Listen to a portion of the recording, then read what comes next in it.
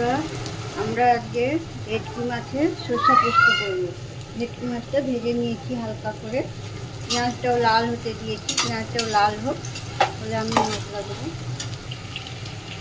পেঁয়াজটা লাল হয়ে গেছে, আমি টমেটো বাটাটা দিয়ে দেবো।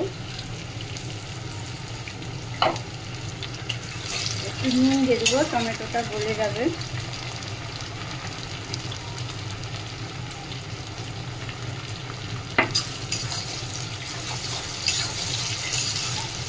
গ্যাসটা কমিয়ে দেবো, তাহলে টমেটোটা নুনের সাথে সিদ্ধ হয়ে যাবে।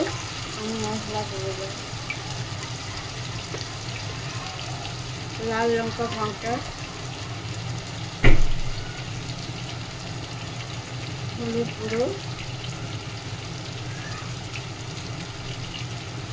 জিরে পাউডার,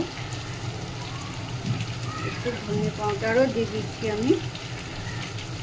এবার মশলাটাকে হালকা জল দিয়ে মিক্স করে নেব ভালো করে।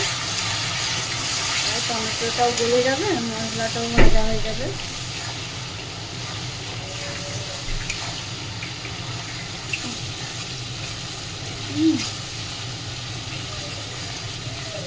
হয়ে গেছে, মশলাটা কষা হয়ে গেছে, টমেটোও গলে গেছে। আমি আস্তে আস্তে করে মাছগুলো দিয়ে দেবো। আস্তে আস্তে ভেটকি মাছ তো ভেঙে যাবে, সেজন্য একটা একটা করে আমি দিচ্ছি।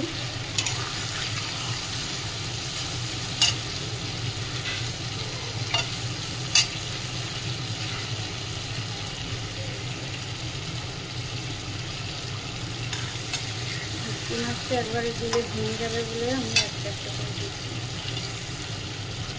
এবার সর্ষে পোস্তটা আমি দিয়ে দেবো।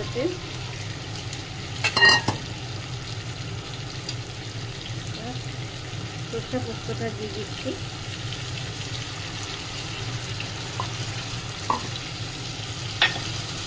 বেশি জল দেবো না, ভেটকি মাছ বেশি ফুটালে গলে যাবে, ভেঙে যাবে, তার জন্য আমি বেশি জল দিচ্ছি না। এতে একটু ফুটে গেলে হয়ে যাবে।